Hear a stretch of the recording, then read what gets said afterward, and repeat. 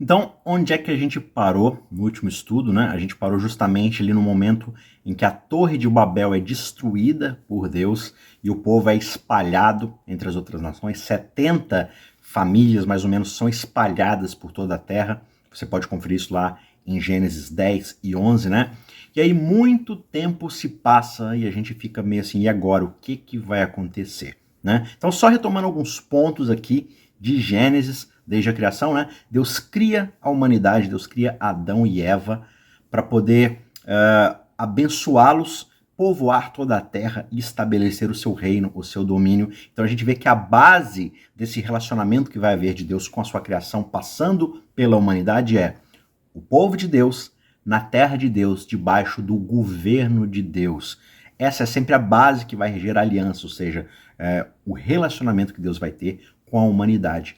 E a gente vê esses 3 pontos ali na ideia da criação do ser humano, né, de Gênesis 1, 26 a 28, que na verdade a ideia do povo de Deus, que é a humanidade, através de Adão e Eva, é multiplicar e encher toda a terra com a imagem de Deus, ou seja, toda a terra vai ser povoada com a imagem de Deus, que é Adão e Eva, esse casal, né, eles vão se tornar um povo.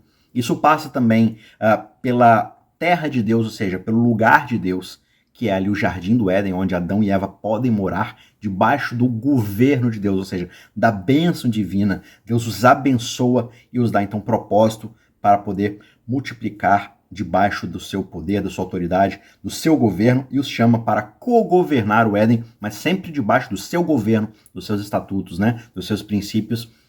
E aí o que vai acontecer? Adão e Eva vão pecar.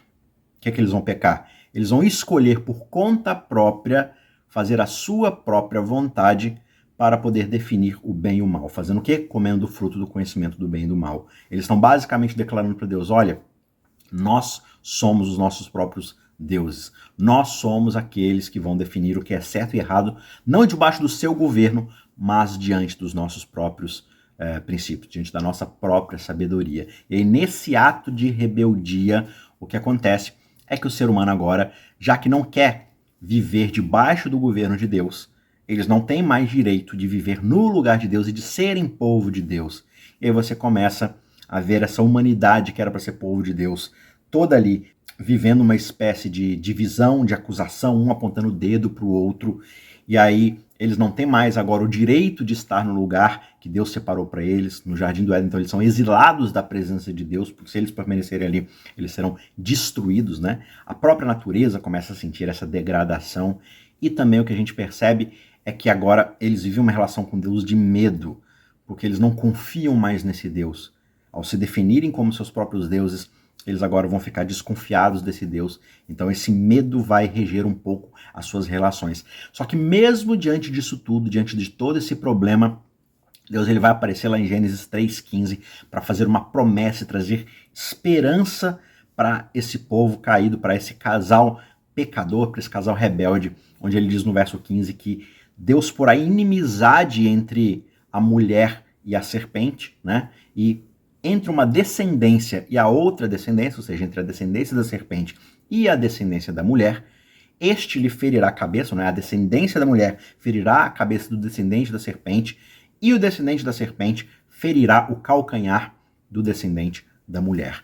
É um verso estranho que parece ali meio, né, maluco, mas o que Deus está fazendo aqui é prometendo que por meio da descendência da mulher haverá alguém que virá e destruirá finalmente esse inimigo, esse enganador, né? E vai restaurar justamente aquelas coisas que o ato rebelde de Adão e Eva destruíram. Então, a semente da mulher, a semente prometida, ela vai fazer o quê? Ela vai restaurar o povo de Deus, essa nação que vai viver debaixo do governo de Deus, né? Que vai ser abençoada novamente por Deus, e vai restaurar também o lugar de Deus, a terra prometida. E a gente vai ver isso no restante da história bíblica, às vezes como uma promessa meio que espiritual, no sentido de uma promessa para o futuro bem assim, mais teológica, mais espiritual, mas às vezes, e maioria das vezes, fisicamente, como Canaã, a terra prometida, lugar onde o povo de Deus vai finalmente poder habitar, mas sempre projetando isso para o futuro, projetando também isso para essa grande verdade mais profunda do que meramente o aqui e o agora, né? E, de fato, a presença de Deus se manifestando entre eles essa relação sendo consertada, sendo reconectada, para que através dessa bênção eles possam estar debaixo, sob, né, novamente, o governo de Deus. E agora, finalmente, nessa segunda parte do livro de Gênesis, né, que vai do capítulo 12 até o capítulo 50, esse plano de Deus, o plano da redenção, parece que vai finalmente começar a se desenrolar, a gente vai finalmente começar a ver alguns desses aspectos, né? Então, nesses últimos 38 capítulos de Gênesis, a gente vai ter uma visão, na verdade, sobre as famílias de Abraão, Isaac e Jacó, que são seus descendentes, né? O filho de Abraão, Isaac, e o filho de Isaac, Jacó, e o filho de Jacó, José, o bisneto de Abraão, né? Começando ali com Abraão cerca de 2000 anos antes de Cristo, e terminando com José mais ou menos 1800 anos depois, ou antes de Cristo, na verdade. Então, essas histórias desses patriarcas vão revelar pra gente como Deus vai criar, digamos assim, o terreno para o seu povo e como ele vai começar a resolver o problema do pecado, como ele vai começar a desenvolver o seu plano de redenção através sempre dessa ideia, né, tripla ali de o povo de Deus no lugar de Deus, ou no lugar que Deus o concede a eles, né, debaixo do governo de Deus.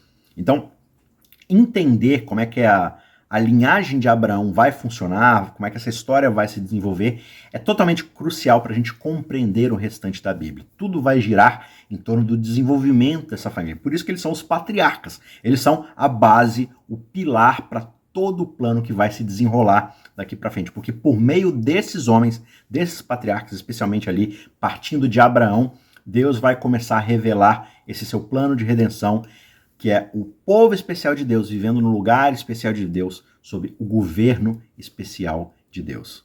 Como é que funciona a estrutura do livro de Gênesis? A gente tem a história de Abraão sendo contada basicamente do capítulo 12 até o capítulo 23, né? Vai relatar ali o chamado que Deus faz a Abraão, passando ali pela saída de Mesopotâmia, né? Do espaço geográfico ali que é conhecido como a região da Mesopotâmia, que nada mais é do que basicamente o que vai se tornar lá na frente Babilônia, né? Ur dos Caldeus.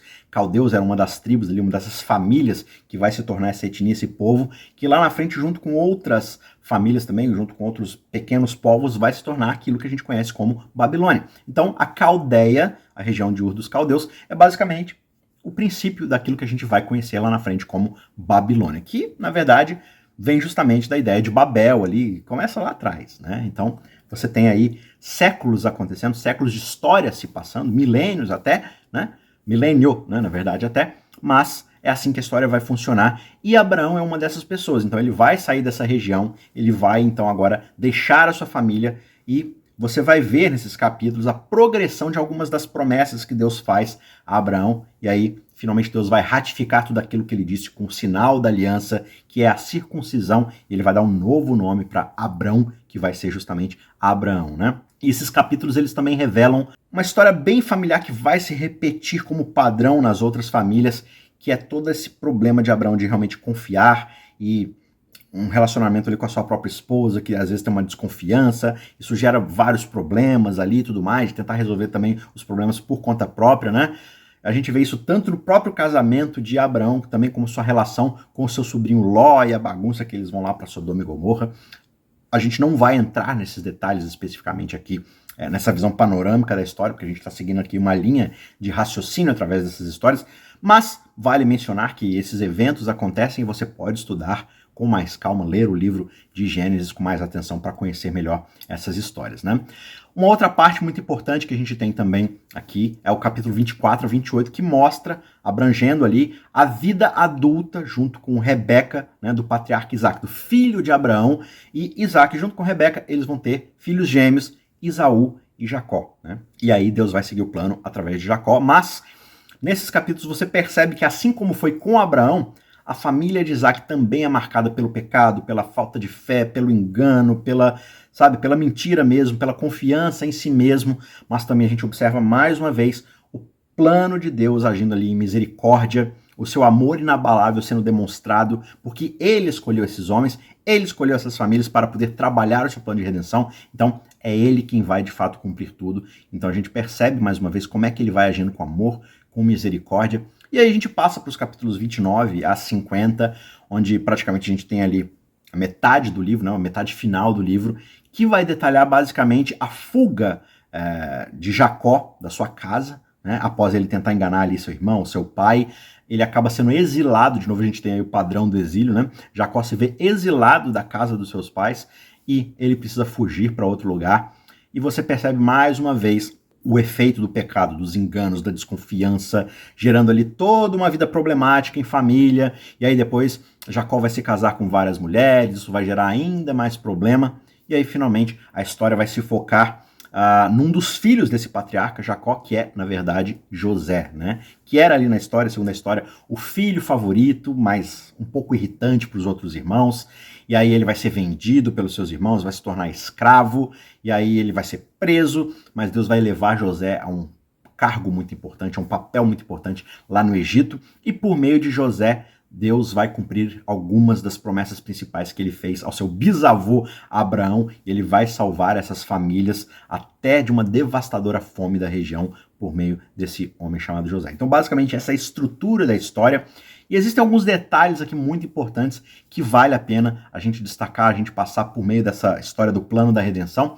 Mas aqui, nessa segunda metade de Gênesis, a gente vê de tudo. A gente vê 3 mulheres inférteis, basicamente, dando à luz a filhos. 3 mulheres que não podiam engravidar, né? Sara, Rebeca e Raquel, as 3, elas vão engravidar, mesmo não tendo essa capacidade. Por quê? Porque Deus vai agir pela fé para poder cumprir o seu plano, apesar das piores probabilidades possíveis. Você também vai ver algo que é totalmente descostumeiro, que é um irmão mais novo governando sobre os mais velhos, né? No caso ali de José. Você também vê isso acontecendo com Jacó sobre Esaú. Esaú deveria ser ali o que vai levar à frente a semente, né? A descendência da mulher, mas isso acaba passando por Jacó e não por Esaú, que é o mais velho. Isso acontece também, como eu falei, né? Com José governando sobre os irmãos mais novos. Você vê então o orgulho sendo totalmente solapado, o sentimento de direito a alguma coisa sendo completamente deixado de lado, para que Deus haja segundo a sua vontade soberana, a sua misericórdia. Você vê escravos se tornando governante, como é o caso de José. Você vê peregrinos recebendo um lar, que é praticamente a história, basicamente, de todos eles. Mas em todos esses detalhes, o que você vê? Um padrão de que é o inesperado, o impossível acontecendo. Os planos dos homens são consistentemente frustrados. Quando o ser humano acha que está resolvendo as coisas por conta própria, Deus vai e puxa o tapete dessas pessoas, porque ele vai agir segundo a sua soberana e suprema vontade. Vamos então aqui para o capítulo 12, para a gente começar aqui a ter um vislumbre do que está acontecendo, e a gente seguir o fluxo aqui da história do plano da redenção, porque esse é o objetivo aqui do curso, né? A gente vai ter só uma visão panorâmica da coisa. Já destrinchamos bastante o livro do Gênesis, porque ele é um livro muito importante, né? Então agora a gente vai se focar na vida de Abraão, que é extremamente importante, porque ela vai oferecer as bases, como eu disse, de tudo aquilo que Deus vai realizar através de todo o Antigo Testamento, né? E que o próprio Novo Testamento depois vai olhar muito para a vida de Abraão, para poder entender como é que o plano de Deus funcionou e se cumpriu na pessoa de Jesus Cristo. Mas vamos aqui para a leitura do capítulo 12, nos 3 primeiros versos. Diz assim: o Senhor disse a Abraão. Então, para essa fala aqui de Deus, e a história já começa assim, seca, né? O Senhor disse a Abraão. Quem é Abraão? Não, Abrão, né? Deus aparece aqui e fala com esse tal de Abrão. E se você ler o último verso do capítulo anterior, dá a impressão de que a história simplesmente, né? Deus ali separou aqueles povos ali da Torre de Babel, espalhou todo mundo para tudo quanto é lado, deu nisso, cada um começou a falar um idioma. Aí parece que Deus chega para Abraão e fala com Abraão, né? Só que séculos se passam aqui. Muito tempo se passa, várias e várias e várias gerações. A população mundial já cresceu bastante novamente. E aí Deus simplesmente chega para alguém aleatoriamente, dentro dos seus planos, da sua soberania, alguém chamado Abrão, e o texto diz: Deus chegou para Abrão, sem nenhuma explicação, sem, sabe, nenhum prelúdio, nenhuma introdução. Ele simplesmente chega para alguém que chama Abrão e fala: sai da tua terra, sai da tua parentela e da casa do seu pai e vá para a terra que eu lhe mostrarei. Farei de você uma grande nação e o abençoarei, e engrandecerei o seu nome, seja uma bênção. Eu abençoarei aqueles que o abençoarem e amaldiçoarei aquele que o amaldiçoar. E em você serão benditas todas as famílias da terra. A gente observa aqui nessa história como Deus está então cumprindo esse seu propósito de mostrar aquilo que tem acontecido em toda a estrutura da aliança até agora, da história da redenção. O povo de Deus, na terra de Deus ou no lugar de Deus, debaixo do governo soberano de Deus. Então, como é que a gente observa esses 3 pontos aqui da aliança, aqui nessa conversa que Deus tem com Abraão, nesse iniciozinho da história de Abraão? A gente percebe já no verso 1 que Deus fala que Abraão precisa sair da sua terra, porque ele vai dar para ele, para Abraão, Deus vai dar para Abraão uma terra que ele vai mostrar. E essa terra ela é muito significativa porque, né, como a gente introduziu aqui nessa aula, de novo a gente precisa lembrar que por causa do pecado de Adão e Eva, a humanidade foi expulsa, foi exilada do Éden. Então vai aparecer aqui essa terra prometida para Abraão, que é a terra de Canaã, que é esse lugar real, é um lugar histórico. Você tem ali a geografia desse lugar, mas esse lugar também, como eu disse, é a representação, é uma imagem de uma realidade muito maior que ainda vai aparecer, que é a nova criação, novos céus e uma nova terra no fim dos tempos, quando tudo for restaurado através desse plano de redenção. Então, o que Deus está fazendo aqui ao prometer essa terra local, física ali, palpável para Abraão, é sinalizando aquilo que ele vai fazer, que é restabelecer para si um povo que viverá num lugar específico, sob um governo específico, que é o seu lugar, o lugar de Deus e o governo específico de Deus. O que acontece também, no verso 2, é que a gente vê a promessa de Deus para Abraão de que ele se transformará, por meio da sua descendência, em uma grande nação, né? Deus fará de Abraão uma grande nação. E para a gente entender o desenvolvimento do reino de Deus, a gente precisa entender o surgimento e o desenvolvimento dessa nação que é o povo de Deus. Porque sem um povo não existe um reino. E como Deus está reconstruindo o seu reino ali na terra, ele está reconstruindo essa nova nação, que vai passar por meio de Abraão, né? Ou seja, a partir de Abraão vai surgir uma linhagem piedosa que tem início lá com a mulher Eva e que eventualmente, como ele prometeu em Gênesis 3,15, vai dar à luz ao Salvador do mundo que vai esmagar a cabeça da serpente. E o verso 3 diz que Deus vai abençoar Abraão e de que aqueles que abençoarem Abraão serão abençoados e que aqueles que amaldiçoarem serão amaldiçoados. Mas o fato é de que em Abraão, ou na família de Abraão, todas as outras nações da terra serão abençoadas. Todas as outras famílias da terra serão abençoadas. E aí você precisa lembrar de novo como a gente acaba o capítulo 11. Com todas as famílias da terra que você vai ver quais são ali em Gênesis 10, que é chamado de Tábua das Nações, né? Porque são 70 famílias sendo espalhadas a partir do evento que acontece ali na Torre de Babel. Então todas essas nações agora estão em exílio da presença de Deus, que são os descendentes de Noé, né? Já houve ali o dilúvio, Deus já, destruiu o planeta Terra uma vez, recomeçou, e agora já se rebelaram contra Deus novamente, se espalharam, foram exilados pela terra com vários idiomas, e essas famílias todas vão se tornar novas nações.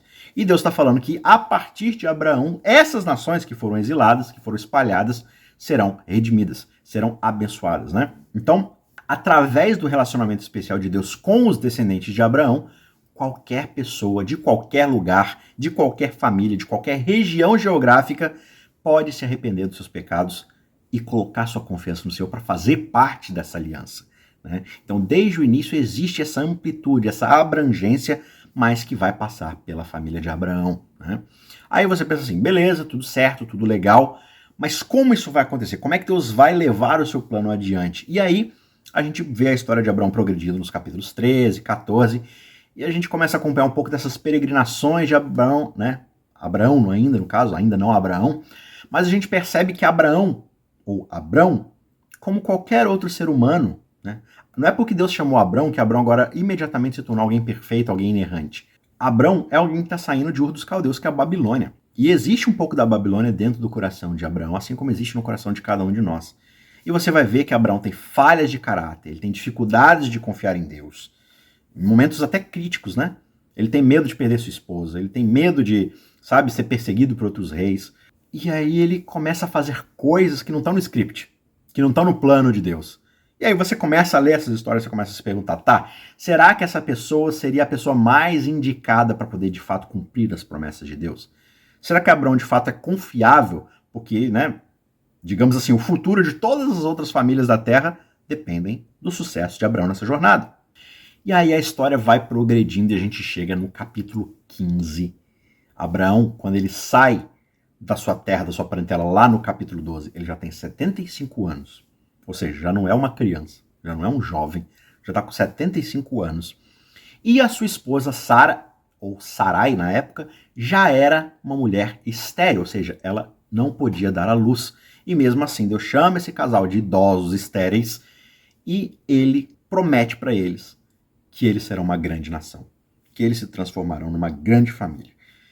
E aí o tempo passa e quando a gente finalmente chega no capítulo 15, alguns anos já se passaram, Abraão já fez um monte de besteira, já caminhou um monte de quilômetros no deserto, e aí ele começa a duvidar se de fato algum dia ele terá filhos, quanto mais uma nação inteira, uma família inteira. E aí, no verso 2, ele vira para Deus e fala assim: ó Senhor Deus, o que me darás? Pois eu continuo sem filhos, e o herdeiro da minha casa é Eliezer de Damasco, meu escravo, meu servo, né? Disse mais Abrão: tu não me deste filhos, portanto, um servo da minha casa será o meu herdeiro. E aí Deus pega Abraão pelo braço, leva Abraão ali para fora da sua tenda e fala: Abraão, olha para as estrelas, olha para o céu e tenta contar as estrelas o máximo que você puder. Não consegue, né, Abraão? Não consegue contar as estrelas, é muita coisa, né? Deixa eu falar uma coisa para você. Assim como você não consegue contar as estrelas que tem no céu, assim será a sua posteridade, a sua descendência. Vai ser tanta gente que você não vai conseguir contar o número dos seus descendentes. E aí o texto bíblico diz que Abraão creu no Senhor e isso lhe foi atribuído para a justiça. Esse termo aqui é muito importante, porque ele vai definir a teologia do Novo Testamento e a forma como as pessoas se aproximam de Deus para serem salvas. Abraão crê em Deus e automaticamente isso é creditado na sua conta como justiça diante de Deus. Não que ele faz ou deixa de fazer, mas o fato de que ele crê em Deus. Abraão ele é considerado justo aos olhos de Deus por causa da sua fé, da confiança que ele deposita em Deus. E se você pensar bem, essa é uma excelente notícia para Abraão, porque o que a gente tem visto na história humana, desde Gênesis 3 até agora, é o quão pecador o ser humano consegue ser. E isso não é diferente na história de Abraão. Ele mente sobre a sua esposa ser sua irmã para poder não correr risco ali no Egito. Ele não confia em Deus aqui e ali, ele vai lá na frente tentar engravidar por conta própria e tal, tudo mais. Então, se dependesse de Abraão, não só a salvação dele estaria em perigo, estava garantidamente em perigo, como a bênção e a salvação de todas as outras nações que Deus quer abençoar estariam em risco. Porque Abraão é um morador de Babilônia. Abraão é um pecador como todos os outros, mas Deus o considera justo por causa da sua fé, da confiança que ele deposita em Deus. Ele é automaticamente considerado, creditado, declarado justo por Deus. Então, essa ideia que é pintada aqui na relação de Deus com Abraão, de fé, de confiança, é a grande base para a teologia da salvação, que os autores do Novo Testamento vão trabalhar, especialmente Paulo, nos seus livros de Romanos, Gálatas e tudo mais, né? Então é muito importante considerar esse ponto aqui, de que Abraão confia nas promessas de Deus. Ele acredita que é Deus quem vai resolver o problema, porque ele é simplesmente uma pessoa pecadora lá da região de Ur dos Caldeus, que já é um velho, que a sua esposa já é uma véia, e de que os dois não podem nem ter filhos. Mas ainda assim, se Deus prometeu, então essa promessa será cumprida, porque é Deus quem vai resolver essa questão. Agora, quando a gente considera o governo de Deus, porque a gente já considerou até agora, então, o lugar de Deus, que é essa terra que Deus promete para Abraão, e o povo de Deus, que é essa nação, essa descendência que Deus vai garantir a Abraão, certo? Só que quando a gente considera o governo de Deus, né, sobre o seu reino, essa ideia, esse aspecto, ele não fica muito claro aqui na história de Abraão ainda. Só que isso faz até um certo sentido, porque essa é justamente a parte que o povo de Deus, em Adão e Eva, não consegue cumprir lá no Éden. Eles não conseguem ficar sobre o governo de Deus. Deus estabeleceu ali o princípio do seu governo, que é a soberania, digamos assim, o fato de que a árvore do conhecimento do bem e do mal está fora do alcance, está fora do limite deles. Que eles não podem usufruir disso. De que eles precisam confiar na voz, na palavra de Deus, como aquilo que garante o que é certo e o que é errado. E aí eles decidem, por conta própria, definir esses termos, né? Então, o governo de Deus é sabotado lá no Éden. E agora, o que vai acontecer? Aqui no capítulo 15, o governo de Deus vai meio que assumir uma forma diferente naquilo que a gente vai chamar de aliança, justamente. Aqui vai ser finalmente construída de forma bem mais clara, bem mais concreta, essa ideia da aliança, que vai ser a base, a diretriz desse governo de Deus que agora pega essa nova forma. Então, no capítulo 15, Deus faz uma aliança com Abraão, ou seja, ele faz um vínculo solene, ele faz um contrato entre duas partes, entre Deus e Abraão, né? Com termos e condições que só podem ser quebrados sob a pena de morte. Então é o contrato de vida ou morte. Olha, aqui estão os parâmetros, as questões, todas as promessas, todas as condições, os deveres, todos os lucros, os usufrutos, tudo dentro de um contrato, dentro de uma relação entre duas partes, está aqui. Se alguém quebrar uma dessas partes, essa pessoa vai morrer, porque ela não cumpriu a sua parte no acordo, né? Então, basicamente, essa é a ideia da aliança. E aí, Deus promete para Abraão, então, todas essas coisas dentro desse contrato de aliança. Abraão, eu vou te dar uma terra, eu vou te dar uma nação, e você vai viver debaixo da minha bênção.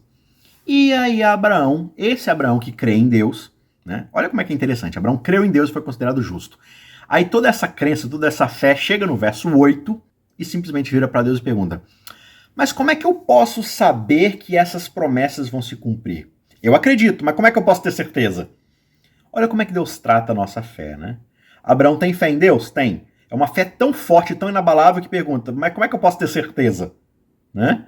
Então, assim, você percebe que Abraão tem fé em Deus, mas é uma fé vacilante. Mas Deus vai falar por meio de Jesus que se a fé for do tamanho de um grão de mostarda, Deus já pode agir e trabalhar. Se a nossa confiança for mesmo que abalada, mesmo que ali fica oscilando o tempo todo, Deus já encontra espaço para trabalhar no nosso coração. E mesmo que Abraão tenha essa dúvida, ele fala: olha, Senhor, como é que eu posso ter certeza que as promessas que o Senhor está fazendo vão se cumprir? E se você pensar bem, na verdade essa é até uma pergunta bem compreensível da parte de Abraão, né? Porque as promessas de Deus a Adão e Eva, elas dependiam da obediência de Adão e Eva. Eu vou abençoar vocês, vocês vão se multiplicar aqui e vão habitar no jardim do Éden, desde que vocês não comam do fruto. Tinha ali uma questão que eles precisavam obedecer. E eles não conseguem obedecer. Isso no estado perfeito da humanidade. Então, se as promessas de Deus a Adão e Eva dependem da obediência, como é que funcionam então as promessas de Deus a Abraão? Será que elas também vão depender da obediência de Abraão? Porque a gente já viu que Abraão é um vacilante. Se perguntam da esposa dele, ele fala que é irmã, e por aí vai, para não dizer outras coisas. Então como é que esse Abraão, que tem uma fé vacilante, que às vezes confia, mas às vezes não confia, que às vezes confia em Deus, mas que às vezes vai buscar agir por conta própria, como é que esse homem vai fazer com que as promessas sejam garantidas? Então, não é que Abraão não confia em Deus para cumprir as promessas. Abraão não confia em si mesmo para que as promessas sejam cumpridas nele. Então Abraão está falando assim para Deus: Deus, como é que eu posso ter certeza que o Senhor vai cumprir as promessas se o Senhor está lidando comigo? Se o teu contrato é comigo? Eu sei por conta própria que eu não tenho garantia nenhuma para oferecer nesse contrato. Se depender de mim, esse plano não vai para frente. Eu já sou um velho, casado com uma velha, a gente é estéril, eu sou vacilante, eu não vou confiar muitas das vezes. Como é que eu posso ter certeza de que essas promessas serão cumpridas? E aí, Deus vai aparecer no verso 13. Um monte de coisa vai acontecer aqui entre o verso 8 e o verso 13, a gente já vai falar sobre isso, mas ele vai falar assim: Abraão, saiba com certeza que eu vou cumprir as minhas promessas. E Deus fala isso justamente após um ritual acontecer, né? O que a gente lê entre os versos 8 e os versos 13 é Deus chamando Abraão para fazer um sacrifício e um ritual aqui que passa por toda uma questão de sacrifícios animais, mutilação desses animais, né? Deus fala para Abraão pegar alguns tipos de animais e cortá-los no meio, colocar um lado de frente para o outro, fazer tipo um corredor de pedaços de animais, assim, sabe? Então, você imagina assim, Abraão pegando uma ovelha, cortando ela ao meio, aí uma metade fica de um lado, outra metade fica do outro. Aí um outro animal fazendo tipo um corredor com pedaços de animais, assim. E aí, qual que é a ideia, né? Como é que isso é projetado para que Abraão possa saber com certeza que Deus vai cumprir suas promessas? Para isso, a gente precisa entender como é que eram os contratos daquela época. E, na verdade, os contratos daquela época funcionavam assim. Você não tinha um cartório, certo? Que nem a gente tem hoje, muito mais fácil. A gente já tem até agora blockchain, uma coisa muito mais avançada. Naquele tempo, quando você não tinha nada dessas tecnologias, quando duas pessoas fechavam um contrato muito importante, né? E aí, de novo, o contrato tem direitos e deveres, que só podem ser quebrados pela morte. Então, basicamente, as duas partes se encontravam, cortavam esses animais ao meio, separavam eles para fazer tipo um corredorzinho de animais, de pedaços de animais, e aí as duas partes passavam nesse corredor, apertavam a mão e diziam: que aconteça comigo o mesmo que aconteceu com esses animais, ou seja, a mutilação, ou a destruição, ser cortado ao meio, que aconteça comigo o que aconteceu com eles, se por acaso eu vier a quebrar esse contrato. Deus pede a Abraão que faça esses arranjos, que faça esse ritual. Abraão vai lá, corta os animais, enfileira eles, só que aí algo incrível acontece aqui na história. Na hora das duas partes passarem no meio desse corredor de animais cortados ao meio para apertarem as mãos e falar o que aconteça comigo, o que aconteceu com esses animais se eu não cumprir minha parte do contrato, Deus faz com que Abraão caia no sono e somente Deus passa no meio desses animais. Abraão não passa. O que está acontecendo aqui? Em outras palavras, é como se Deus estivesse dizendo, olha, essa aliança vai ser cumprida, não importa o que aconteça. Se eu falhar em cumprir essa aliança, que aconteça comigo o que aconteceu com esses animais. E se você, Abraão, falhar em cumprir essa aliança, que aconteça comigo o que aconteceu com esses animais. Então aqui a gente já vê prelúdio, já vê ecos do que vai acontecer com o próprio Deus por causa das falhas do próprio ser humano. Mas Deus está assumindo esse prejuízo para si. Basicamente, ele faz um contrato com Abraão que é unilateral. Abraão e sua família serão abençoados pelos direitos desse contrato. E Deus vai arcar com todos os deveres e com todos os prejuízos desse contrato em si mesmo. Em outras palavras, isso é independente da obediência ou não de Abraão. Isso vai passar pura e simplesmente pela graça de Deus. Essa é uma aliança de graça. Tem muita gente que vai dizer assim, no Novo Testamento a aliança é de graça, mas no Antigo Testamento a aliança era sobre lei, era sobre obediência. Não é isso que a gente observa na história da redenção. Sempre foi uma aliança de graça. Deus sempre agiu por misericórdia da raça humana. E aí a história continua e a fé vacilante de Abraão volta a agir. Então, graças a Deus a gente já tem a garantia de que é ele quem vai resolver o problema. Mas aí Abraão fala assim, olha, continua demorando, então eu acho que talvez eu tenha que resolver o problema por conta própria, eu tenho que ajudar Deus. E aí o capítulo 16 vai dizer que Sara, e a gente dá a entender aqui de que Sara meio que estava desconfiada, será que sou eu mesmo o problema? Será que sou eu que sou estéril? Será que não é Abraão talvez o problema? Porque a responsabilidade está vindo para cima de mim, né?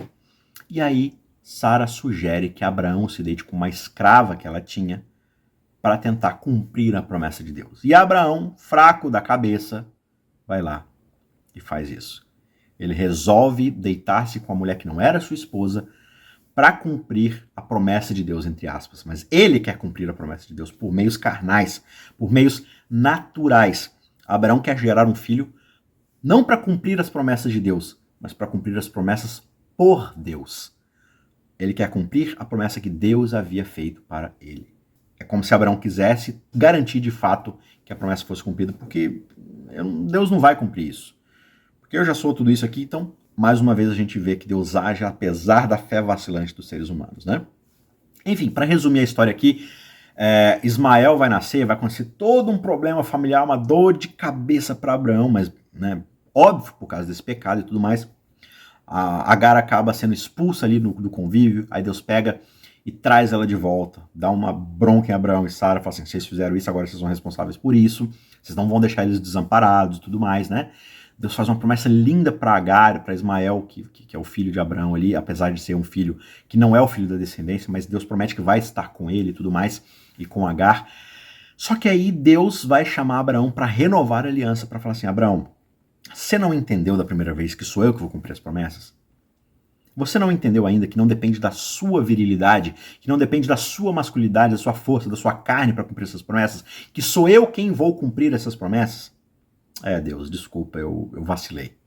Tá bom, Abraão. Então agora eu vou adicionar um outro aspecto aqui nessa aliança. E de novo, Deus está trabalhando sempre com esses simbolismos que fazem parte ali da realidade do povo, dos patriarcas e tudo mais. Mas no capítulo 17, basicamente, Deus vai chamar Abraão para fazer um ritual um tanto quanto esquisito e desconfortável, chamado circuncisão. No verso 10, ele diz, esta é a aliança que vocês guardarão entre mim e vocês e a sua descendência.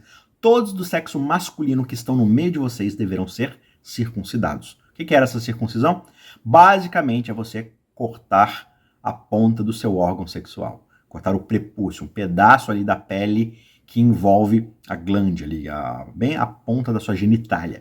E aí você para e pensa assim, cara, mas de todas as coisas que Deus poderia ter escolhido para poder fazer a circuncisão, ou para fazer esse rito aqui, ou para ser um símbolo da aliança, ele poderia, sei lá, ter pedido para cortar a ponta da unha do mindinho, ou um pedaço da orelha, ou raspar metade da barba, ou sei lá, não tinha nada menos estranho, cortar a ponta do seu órgão genital. Por que ali especificamente? Porque o capítulo 17 vem depois do 16. Porque o fluxo da história mostra pra gente que Deus chama Abraão para fazer esse ato, esse simbolismo, logo depois de Abraão ter usado exatamente a sua genitália, a sua masculinidade, a sua sexualidade, a sua virilidade, para tentar cumprir carnalmente as promessas que Deus havia feito sobrenaturalmente. Então Deus está falando assim, olha, Abraão, para você nunca mais esquecer que essa promessa se dá pelo meu poder e pela minha... Eu vou cumprir a minha promessa, que não tem a ver com a sua carne, não tem a ver com a sua virilidade, não tem a ver com a sua força humana. Você vai cortar exatamente aquilo que é o símbolo da sua rebeldia, a sua genitália. Para que sempre que você for usá-la, e sempre que a sua descendência daqui para frente for usá-la, vocês vão se lembrar, não é pela minha própria carne, não é pela minha própria força. A promessa de Deus se cumprirá dentro dos parâmetros e requisitos do próprio Deus. É Ele quem está garantindo o cumprimento dessa aliança, o cumprimento desse contrato. Então veja, o ritual da circuncisão não é para ser adicionado nas obras que Abraão deve cumprir para poder ficar bem diante de Deus, coisa que vai ser uma discussão muito grande lá no Novo Testamento. A circuncisão é só para aqueles que estão sendo salvos. Tal. Para ser salvo tem que se circuncidar. Então, o ato que é um requisito para que fique gravado na cabeça dos descendentes de Abraão a dependência pela fé nas promessas de Deus, vai se tornar lá na frente mais uma obra a ser adicionada em todos os requerimentos ritualísticos que o israelita acha que tem que fazer para ficar bem diante de Deus. Mas em Abraão, Deus está mostrando no fluxo dessa história que a ação dele será sempre pela fé. E o ser humano deve depositar a sua confiança em Deus. Então é muito importante a gente entender a base de como surge essa ideia da circuncisão. Ela surge como um lembrete de que quem cumprirá tudo, de quem fará parte tanto do homem quanto do próprio Deus, será o autor das promessas dessa aliança. E Abraão não vai contribuir com exatamente nada, a não ser a confiança de que Deus irá cumprir aquilo que ele está prometendo. E aí a história prossegue, mais alguns capítulos, né? E após mais algumas peregrinações, falhas de Abraão, lutas com a dúvida, algumas desobediências, finalmente no capítulo 21, Isaac nasce, o filho da promessa. 25 anos depois dos eventos do capítulo 12, do chamado de Abraão para sair da sua terra. Veja, Abraão estava com 75 anos. E agora ele já está com 100 anos aqui no capítulo 21. E finalmente nasce Isaac. Quando parecia mais improvável, quando parecia que não tinha mais nada para acontecer, finalmente ele nasce mostrando que é Deus quem está agindo, apesar de todas as circunstâncias desfavoráveis, né? E aí, parece que agora finalmente a coisa vai desenrolar. Parece que não tem nenhum empecilho mais diante de Deus. Mas Deus ainda precisava trabalhar algumas coisas no coração de Abraão, né? Algumas incertezas, algumas dúvidas e algumas prioridades. Porque como a gente percebe na história de Abraão, às vezes a cabeça de Abraão funciona diferente do que Deus pretende que ela funcione. Então Deus precisa reorganizar algumas ideias e percepções a respeito do caráter de Deus dentro da cabeça de Abraão e fortalecer aquilo que é essencial para que essa aliança vá à frente, que é a fé e a confiança em Deus. Então o que Deus faz no capítulo 22? Ele chama Abraão e fala, Abraão, eu quero que você pegue o seu filho Isaac, o filho da promessa, aquele em quem você depositou toda a certeza de que finalmente as coisas vão acontecer, de que finalmente a promessa será cumprida. Então, agora você tem algo concreto te garantindo de que a promessa funcionou. Eu quero que você abra mão disso. E confie mais uma vez de que eu vou agir nos seus melhores interesses, de que eu vou cumprir o meu plano, apesar de qualquer evidência concreta. Pega o seu filho, leve até o alto do monte e sacrifique ele para mim. Quando a gente avança um pouco mais na história, a gente vai ver que Deus vai falar para o povo de Israel que é terminantemente proibido e que é um pecado assim absurdo você fazer sacrifício infantil, ou sacrifício humano em geral. É algo que Deus abomina. Deus não quer que o ser humano sacrifique outro ser humano como forma ritualística de sacrifício ou qualquer coisa, porque quem faz isso são as nações pagãs ao redor de Israel. E Deus quer que Israel seja completamente diferente. E aqui na época de Abraão não era diferente.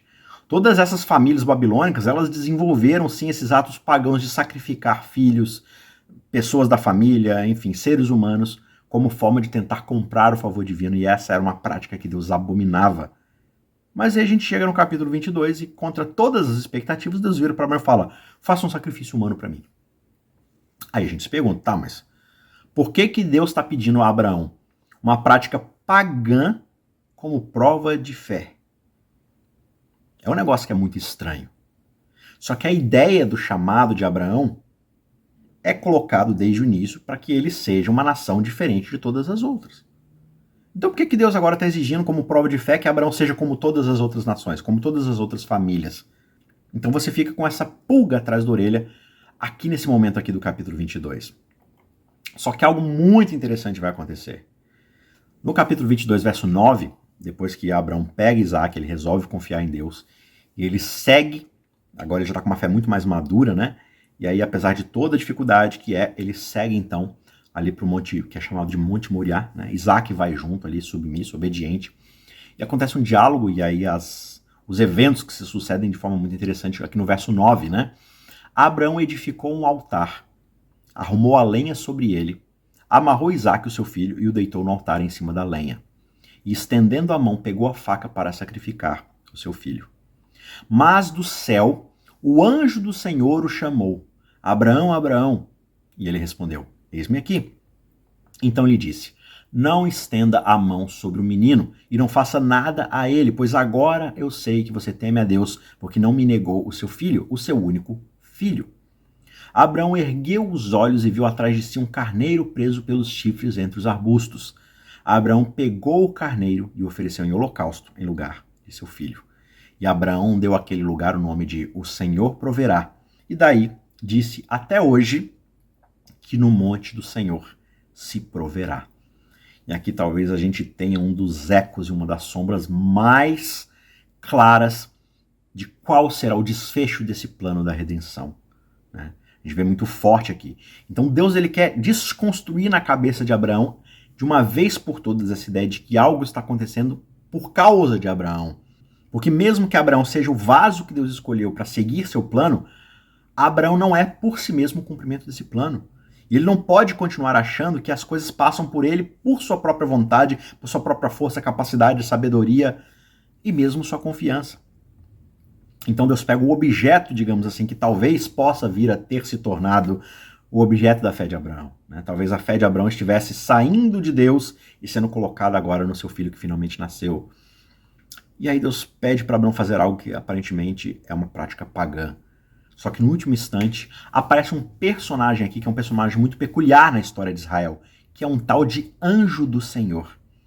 E você vai perceber em muitas das versões das Bíblias que esse anjo do Senhor é colocado aqui no maiúsculo. Anjo, na verdade, é um substantivo. Mas ele é colocado anjo do Senhor no maiúsculo, como se fosse um nome próprio. E se você começar a cruzar certas histórias, como a gente vai ver, inclusive a história de Agar, que aconteceu lá no capítulo 16, você vai começar a perceber que o anjo do Senhor é ninguém menos do que o próprio Jesus Cristo. Aqui não é um anjo comum das hostes celestiais. O anjo do Senhor é o próprio Jesus Cristo, né? Dentro da teologia adventista, a gente vai entender que ele é o Miguel, aquele que é como Deus. Aqui, não é simplesmente que um anjo apareceu para Abraão e falou assim: Abraão, não é para você sacrificar o seu filho. Você vai sacrificar uma ovelha. Ok, ali imediatamente apareceu um carneiro preso no arbusto. Como isso que vai se tornar esse simbolismo do sacrifício de Israel lá no santuário mais tarde, no livro do Êxodo. Mas esse anjo do Senhor, que a gente entende aqui no meio das Escrituras, que é o próprio Jesus Cristo, e você já sabe o desfecho dessa história, Jesus Cristo é aquele que vai morrer pelos pecados para redimir toda a raça humana. Então olha só que coisa bonita. Não só Jesus impede que Abraão mate o seu filho, como nesse ato, Jesus está tirando a faca do pescoço de Isaac e apontando para o seu próprio pescoço. Jesus está falando assim: olha, você não vai matar o seu filho como sacrifício, porque eu sou aquele que substituirá, de uma vez por todas, os sacrifícios.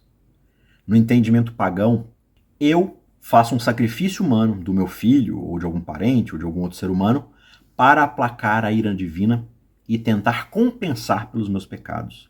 Dentro da visão dessa aliança divina, é o próprio Deus quem oferece o seu filho para pagar a dívida que o ser humano adquiriu.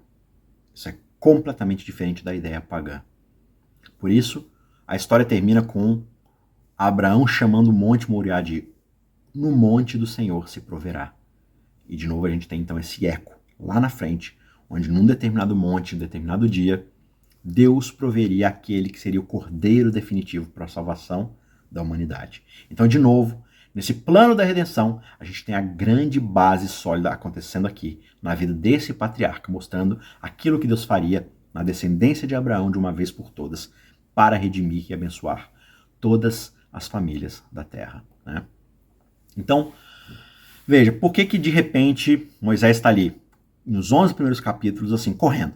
Criação e tal, 6 dias e tal, Adão e Eva peca e Caim mata Abel e tal, e aí vem o descendente de Caim, faz a família lá e tal, e violência, e daqui a pouco chega em Noé, e aí dilúvio, mais 600 anos se passam, tal, aí chega na história de Abraão, parece que assim, ó, o filme tá correndo assim, ó, velocidade 2, aí chega de Abraão, a velocidade diminui, e parece que a história fica bem mais lenta. Vai de uma descrição de um escopo cósmico, de toda uma escala global, acontecendo muito rápido, para algo extremamente lento aqui na descrição dessa relação entre um homem chamado Abraão e Deus. Por que isso acontece? Por que tanta importância e tanto foco na história de Abraão e da sua família? É porque são nessas promessas que nós vemos o plano de Deus para a redenção de toda a raça humana.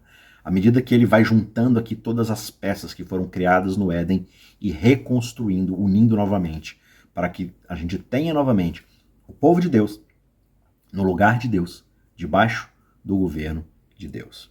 E aí, a gente não vai se ater profundamente aqui às histórias, mas você tem ali a história de Isaac, e Isaac vai cometer muitos dos mesmos erros que o seu pai Abraão cometeu, mas ele não vai morrer sem ver parte da promessa cumprida, que é o quê? A descendência, o herdeiro pela qual Deus vai cumprir o restante das promessas. E aí você tem ali Esaú e Jacó. Esaú deveria ser o descendente, por ser o mais velho, mas aí Deus simplesmente vai lá e pega Jacó, escolhe Jacó, abençoa Jacó para ser o descendente, mesmo sendo ele, né, contra os costumes ali, ele sendo o mais novo, Deus o escolhe e tudo mais. E por que Deus escolhe esse filho ao invés do outro?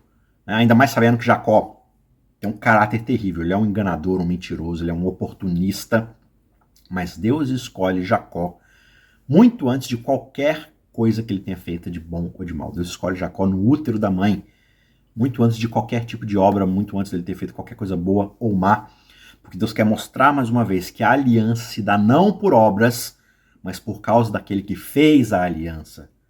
A aliança será cumprida pelo próprio Deus e não por causa do desempenho humano. Esse povo que está sendo formado é formado pela fé. Não é por ser simplesmente descendente físico de Abraão.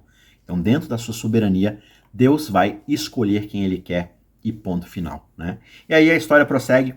Jacó vai ter 12 filhos e aí parece que as coisas estão começando a acelerar, começando a acontecer, começando a formar ali o que vai ser o comecinho de uma nação, pelo menos ali em termos numéricos, né? Porque a família começa a ter essa grande proporção ali como Deus havia prometido.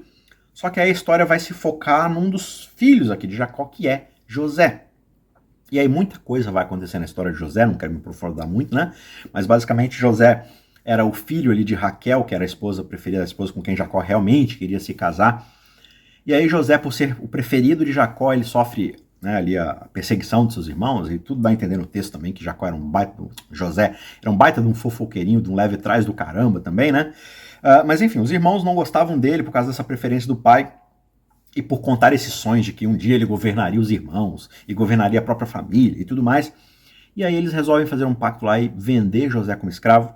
José vai para o Egito como escravo, ele prospera como escravo, mas acontece um problema lá com a esposa do seu mestre e tudo mais, e ela engana ali todo mundo para poder ir contra ele. Ele é jogado na prisão, ele fica um tempo na prisão, mas aí Deus cria uma oportunidade para que José sirva ao próprio faraó, e em fazer isso ele é colocado como primeiro-ministro de todo o Egito. E ele administra o Egito dentro de uma fome que vai se suceder ali de 7 anos, uma fome que vai pegar todo mundo conhecido da época, mas através de José, Deus abençoa o Egito e, consequentemente, abençoa a família do próprio José, a família de Jacó. Então, de certa forma, Deus vai lá e protege a família de Jacó, a descendência da mulher, para que eles não morram nessa fome que está acontecendo. E aí, vamos focar aqui em apenas um detalhe que vai acontecer no finalzinho. Depois de toda essa maldade que os irmãos cometeram contra José, quando eles estão ali conversando e José se desmascara, né? Se coloca como transparente debaixo dos irmãos ali e revela a sua identidade, eles ficam morrendo de medo. E aí José fala no capítulo 45, não temam, Eu sou José, o seu irmão a quem vocês venderam para o Egito. Agora não fiquem perturbados nem irritados com vocês mesmos por terem me vendido aqui, pois foi Deus que me enviou adiante de vocês para preservar a vida. E, como ele vai dizer no último capítulo, já no finzinho, na hora da sua morte, vocês planejaram o mal contra mim, mas Deus o tornou em bem, para que hoje fossem preservadas muitas vidas. Então, apesar de todo o mal no coração do ser humano, mesmo aqueles que são da linhagem da mulher, que deveriam ser as pessoas piedosas, eles vão lá e vendem o próprio irmão. Apesar de toda essa maldade, Deus está no controle da história de forma soberana e ele vai cumprir a sua aliança apesar de qualquer coisa. E ele vai usar esse controle total da história tanto para fazer justiça quanto para demonstrar misericórdia por toda a raça humana, né? Então, do ponto de vista teológico, havia aqui muito mais em jogo do que simplesmente as pessoas do Egito, a família de José, a família de Jacó, porque Deus havia prometido a Abraão que ele usaria a sua descendência, a sua família, para abençoar todas as famílias da terra, todo mundo, né? Essa continuação dessa promessa feita a Adão e Eva de que um dia viria o Salvador. Então essa ameaça de fome que havia ali para Jacó e sua família, que ameaçava a extinção da linhagem pela qual Deus prometeu salvar o mundo, é resolvida por meio de José, por meio dessa história de sofrimento, né? Então essa história impossível de José, de salvar sua família, realmente destaca até que ponto Deus está disposto a ir para poder cumprir a sua promessa, né? Deus realmente vai transformar mesmo as piores coisas que o ser humano é capaz de fazer em salvação para a humanidade. Então, a forma como a própria família de José coloca José em sofrimento e José se torna o salvador da sua família, esse é mais um eco que vai mostrar lá no futuro como alguém sofrerá pela sua própria família, mas que se tornará a restauração e a salvação, a redenção dessa família, né? Então, como é que a gente termina a aula anterior? E, na verdade, a gente termina o capítulo 11, né? De novo, o ser humano tenta construir uma torre para poder unificar os seus propósitos de governar o mundo por conta própria e construir um monumento para poder alcançar o céu por conta própria, ou seja, garantir a própria salvação que Deus havia prometido lá a Noé, né? Por representação ali do simbolismo do arco-íris. Eles vão lá, constroem esse monumento a seu próprio nome, e aí Deus vai lá, desce e espalha essas famílias da terra. Você pode contar no capítulo 10, família por família, os descendentes por descendentes, e você vai chegar ao número de 70 famílias, que vão se tornar 70 nações, né, ali daquela época. E aí, quando a gente chega no finalzinho do Gênesis, você vai contar que quando José chama a sua família para vir morar com eles no Egito, para preservá-los da fome, e você conta ali no verso 27 do capítulo 46, você vai ver que todas as pessoas da casa de Jacó que entraram no Egito foram 70 famílias, né? Ou 70 pessoas. Ou seja, Moisés brincando com os números ali para mostrar o seguinte: essas 70 famílias que foram dispersas, se tornaram nações, Deus vai cumprir a promessa que ele fez a Abraão. Por meio da descendência de Abraão, que são agora 70 pessoas entrando no Egito, Deus vai abençoar todas as famílias da terra. Ele já deu uma amostra disso através de como José administrou ali a comida, os alimentos no meio de toda essa fome, preservando e salvando muitas vidas, e ele vai fazer isso de forma muito mais ampla através desse descendente que virá da mulher, né?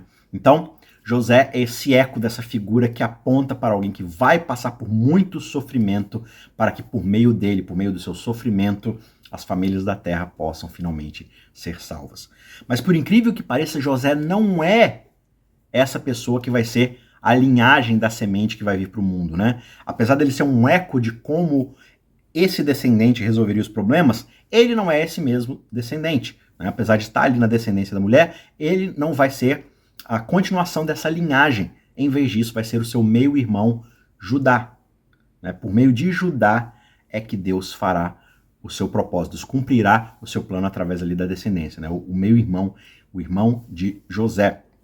E aí quando a gente vai para o capítulo 49, Jacó, né, o neto de Abraão, o pai de José e de todos os outros irmãos de José ali, ele está para morrer. E aí na cama ele reúne todos os irmãos e ele começa a profetizar e dar bênçãos para todos os seus filhos. E aí no verso 8, quando ele chega em Judá, ele faz uma profecia muito interessante, onde ele diz assim: olha, Judá, seus irmãos te louvarão, e a tua mão estará sobre o pescoço dos teus inimigos. Os filhos do teu pai se curvarão diante de ti. Olha que interessante aqui, essa indireta, digamos assim, ó, essa coisa bem sutil que é colocada aqui no texto, né? Judá será um governante que colocará a mão sobre o pescoço dos seus inimigos.